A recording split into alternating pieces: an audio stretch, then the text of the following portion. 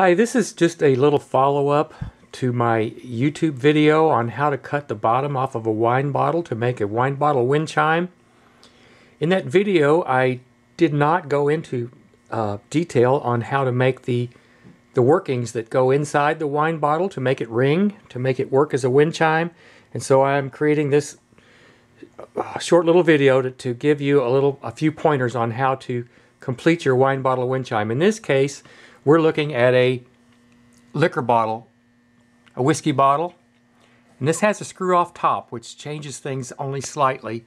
But inside the whiskey bottle, there is a string and a wooden ball clapper, and hanging below, we have a copper flag. Now, this copper flag is made from flashing material like you might find at any upper-end home store that would be used for copper flashing on a roof or a porch.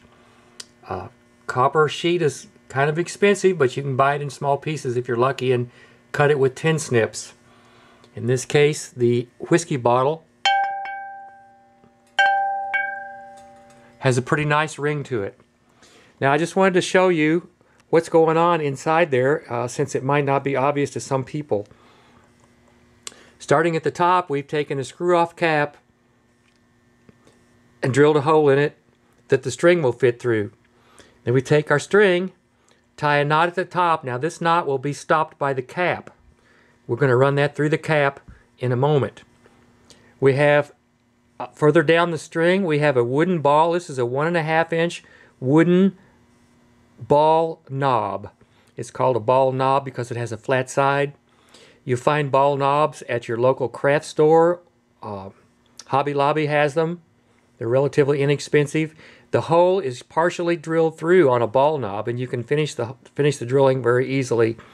Tie another knot below the ball knob to stop the ball from sliding too far down the string. And then further down the string, we have your favorite homemade copper flashing. In this case, we have obviously a star and a moon with a little copper wire crossbar. There's another way. This obviously has a screw-off cap, and there are many wine bottles that have screw-off caps. But what if you have a wine bottle that had a cork in it?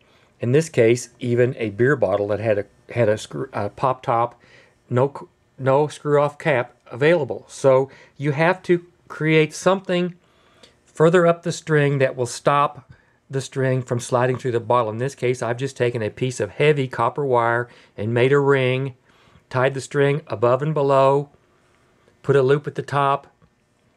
Further down the string, we see again our familiar 1.5 inch wooden ball knob with a knot. Below that, we have a copper ring, because if we put the string directly through the copper, you'll find that the wind will blow it around. The copper is going to cut through the string. If you want to take a close look at this one, here's another option. This is a fishing swivel snap spinner. They're very cheap. You can buy a pack with a dozen in there for just a couple of bucks at your local fishing store, and that works. The snap goes into the copper. That way the string isn't cut by the sharp, thin copper. Let's have a peek here at how this works. It's very simple. We've got our string, we've got our ring, the ball. In this case, we've got a star cut out. If you notice, the star has a 3D effect. I simply took the copper after I'd cut the star, laid it over a piece of soft wood, and I took a brick chisel, which is a very wide chisel, a very wide, dull chisel, and I hit the star once each time in the 5 directions to give the star the 3D effect.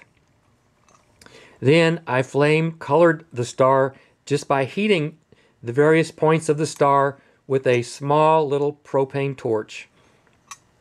The kind any hobbyist or any home repairman is likely to have in their tool kit.